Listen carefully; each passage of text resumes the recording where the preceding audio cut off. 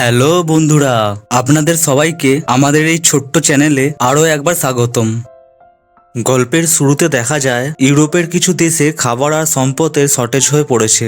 France এখন স্পেনের সাথে হাত মিলিয়েছে তাদের এই সংকট দূর করার জন্য।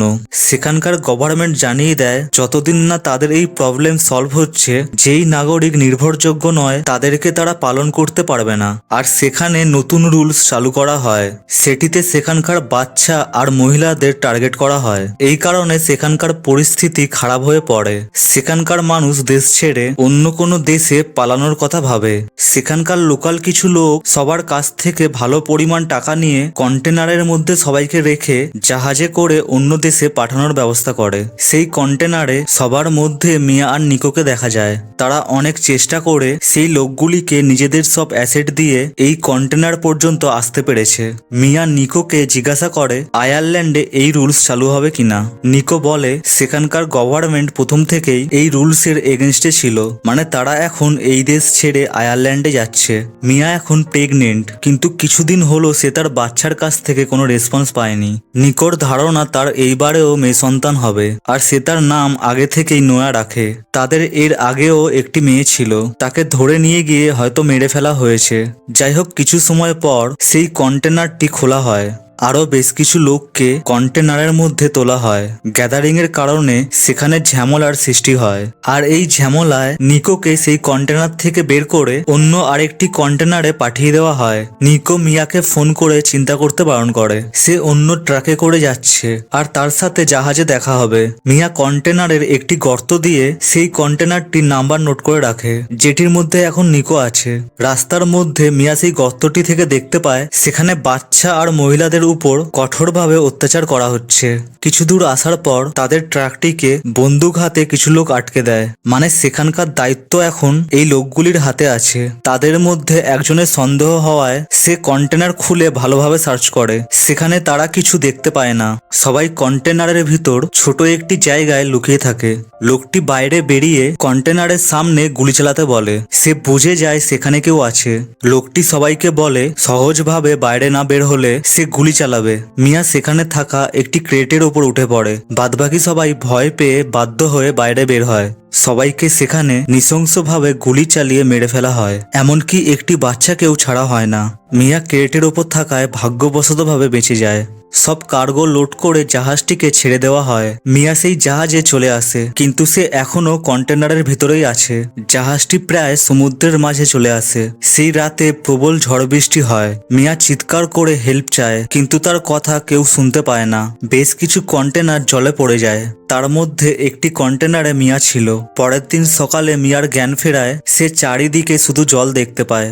সেই গুলির গর্তগুলি দিয়ে কন্টেনারের বেশ কিছু অংশ জলে ভরে গিয়েছিল। মিয়ার ফোনটি ভেঙে যায়। অনেক চেষ্টা করে সে লকটি খুলতে পারে না।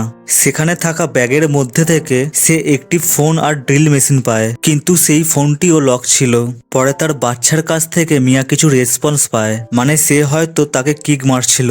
সেইখানে থাকা ক্রেটগুলি খুলে মিয়া কিছু জিনিস খোঁজার চেষ্টা করে, যেগুলি তাকে সার্ভাইভ করতে সাহায্য করবে, কিন্তু সেরাম কিছু প্রয়োজনীয় জিনিস সে সেগুলির মধ্যে দেখতে পায় না। একটি ক্রেট থেকে সে কিছু কাপড় পায়, যেগুলি ঠান্ডার হাত দিয়ে তাকে বাঁচাবে। পরে সে একটি ছুরি পায়, যেটি জলের নিচে পড়েছিল। সেখানে তাদের একটি ফটো অ্যালবাম পায়। সেগুলি দেখে মিয়া তার পুরানো কিছু স্মৃতি মনে করে। মিয়া একটি টেপ দিয়ে কন্টেনারের গর্তগুলি বন্ধ করে জল আটকানোর চেষ্টা করে। সেই সময় বাইরে সে কিছু মানুষের চিৎকার শুনতে পায়। সে বাইরে সেই কন্টেনারটি দেখতে পায়, যার মধ্যে নিকো ছিল, কিন্তু কিছু সময়ের মধ্যে কন্টেনারটি জলে ডুবে যায়। মিয়া বুঝতে পারে নিকো সেই কন্টেনারের সাথে জলের নিচে চলে গেছে। তবুও সে নিজের মনকে সান্ত্বনা দেওয়ার জন্য সেই ফোনটি চালু করে নিকোকে বারবার ফোন করে, কিন্তু কোনো রিপ্লাই পায় না। পরে সে সেই ছুরিটি দিয়ে তার হাতের নার্ভ কাটতে যায়, কিন্তু তার গর্ভে থাকা সন্তান তাকে সুইসাইড করতে বাধা দেয়। যাই হোক, মিয়া সেখানে থাকা লাস্ট ক্রেটটি ক্রেটটি অনেক চেষ্টা করে ওপেন করে। সেই ক্রেটেও সে শুধু প্লাস্টিকের ডিবে পায়। সে একটি রাবারের পাইপ দিয়ে গর্তগুলি বন্ধ করে, একটি প্লাস্টিকের পাইপের দ্বারা সেখানকার জল বাইরে ফেলে। মিয়া কন্টেনারের মধ্যে জলের লেয়ার অনুযায়ী টেপ মারে আর সে কদিন এখানে আছে সেটি লেখে। একদম উপরের টেপের মধ্যে সে লিমিট লেখে, মানে কন্টেনারে এই পর্যন্ত জল এলে সেটি ডুবে যাবে। পরে সে এখানে যা যা জিনিস পেয়েছে সেগুলিকে এক জায়গায় রাখে, সময় সাপেক্ষে সেগুলিকে ব্যবহার করার জন্য। সেই সময় নিকো মিয়াকে ফোন করে, মানে সে বেঁচে আছে। মিয়া নিকোকে বলে সে সমুদ্রের মাঝে কন্টেনারের মধ্যে আছে। নিকো তাকে বোঝায়, সে মিয়াকে হার মানতে বারণ করে, তাকে তার বাচ্চার জন্য সার্ভাইভ করতে হবে আর সে তাকে খুব তাড়াতাড়ি রেস্কিউ করে নিয়ে যাবে। যাই হোক, কিছু সময় পর মিয়ার একটি সুন্দর মেয়ে সন্তান হয়। বাচ্চাটি জলের নিচে হওয়ার ফলে প্রথমে সে কাঁদে না, পরে মিয়া অনেক চেষ্টা করে তাকে কাঁদাতে পারে। এদিকে মিয়ার কাছে খাবার আর জল শেষ হতে থাকে। মিয়ার কাছে সার্ভাইভ করা এখন আগের থেকে অনেক গুণ বেড়ে গেছে। সে অনেক কষ্টে তার বাচ্চাকে দুধ খাইয়ে শান্ত করে। মিয়া সেই ড্রিল মেশিন দিয়ে কন্টেনারটি কাটার চেষ্টা করে যাতে বাইরে বেরিয়ে কোনো হেল্প নিতে পারে, কিন্তু কিছুটা কাটার পর মেশিনটির ব্যাটারি ডাউন হয়ে যায়। সেই ফোনটি জলে পড়ে নষ্ট হয়ে যাওয়ায় মিয়া তার নিজের ফোনটি চালু করার চেষ্টা করে, কিন্তু এবারেও সেটি চালু করতে পারে না। সে ফার্স্ট্রেটেড হয়ে পড়ে। সেই ছুরিটি দিয়ে কন্টেনারের বাকি অংশটি কাটার চেষ্টা করে। এইভাবে রাত হয়ে যায়। খিদের জ্বালায় মিয়াকে যা খেতে হয় সেটি কেউ স্বপ্নেও ভাবে না। সেই রাতে সমুদ্রের কোনো ক্রিয়েচার কন্টেনারে ধাক্কা মারে। মিয়া তার মেয়েকে নিয়ে ভয়ে চিৎকার করে। ক্রিয়েচারটি তাদের কোনো ক্ষতি না করে চলে যায়। যাই হোক, এইভাবে 6 দিন কেটে যায়। মিয়া ছুরি দিয়ে কন্টেনারের উপরের অংশটি কাটার চেষ্টা করতে থাকে, কিন্তু শেষ পর্যন্ত ছুরিটি ভেঙে যায়। মিয়ার কাছে খাবার আর জল শেষ হয়ে যায়। সে তার ভাবনায় তার মেয়ে ওমাকে দেখতে পায়। তাকে দেখার পর তার মনোবল বাড়ে। সে ভাবে সে ওমাকে বাঁচাতে পারেনি, কিন্তু যে কোনো উপায়ে তাকে তার ছোট মেয়ে নোয়াকে বাঁচাতে হবে। সেখানে সে নিকোকে দেখতে পায়। সে তাকে ভরসা দেয়। পরের দিন সকালে বৃষ্টি হয়। মিয়া বৃষ্টির জল খায় আর সেই প্লাস্টিকের ডিবেগুলিতে কিছু জল ভরে রাখে। পরে একটি টিনের ডিবের ঢাকনা খুলে সেটির মধ্যে কিছু জল ভরে। টিনের ডিবের ঢাকনা খোলার পর তার মাথায় একটি আইডিয়া আসে। সেই আইডিয়াকে কাজে লাগিয়ে সে কন্টেনারের সেই অংশটিকে দড়ি দিয়ে বাঁধে। পরে সে তার শরীরের সব জোর লাগিয়ে কন্টেনারের উপরে সেই অংশটিকে ভেঙে ফেলে। সে সূর্যের আলো দেখতে পায়। সে খুব খুশি হয়। মিয়া তার মেয়েকে খোলা হাওয়ায় সূর্যের আলোয় কন্টেনারের উপরে নিয়ে আসে।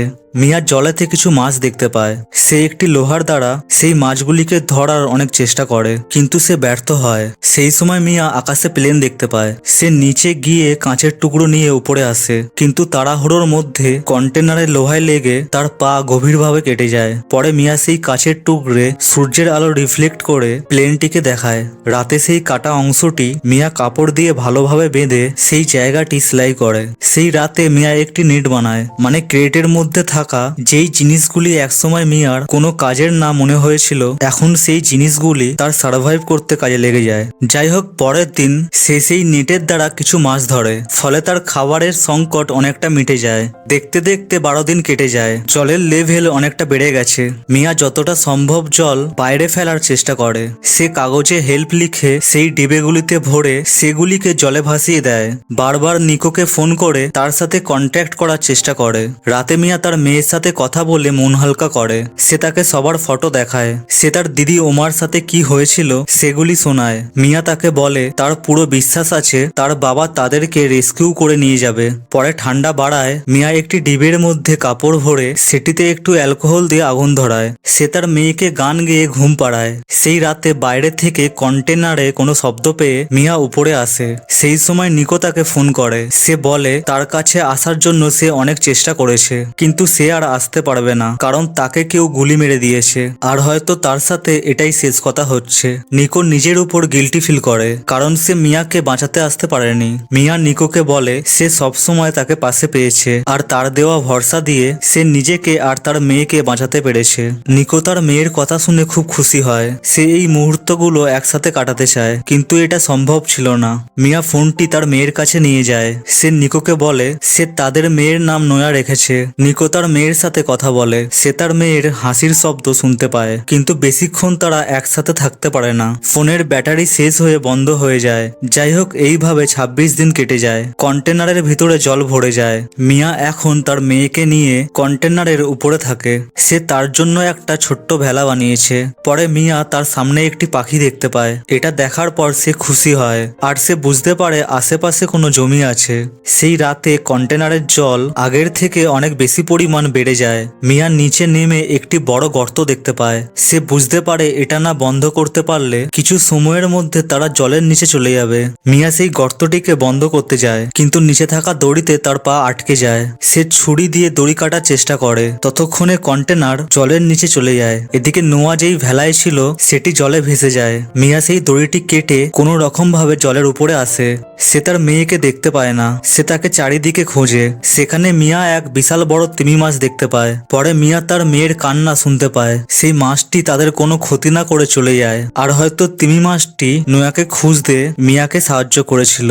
যাই হোক, পরের দিন সকাল হয়। মিয়া তার মেয়েকে বলে, আমরা হার মানিনি। তারা নিজেদেরকে বাঁচানোর জন্য যা যা করার সবকিছু করেছে।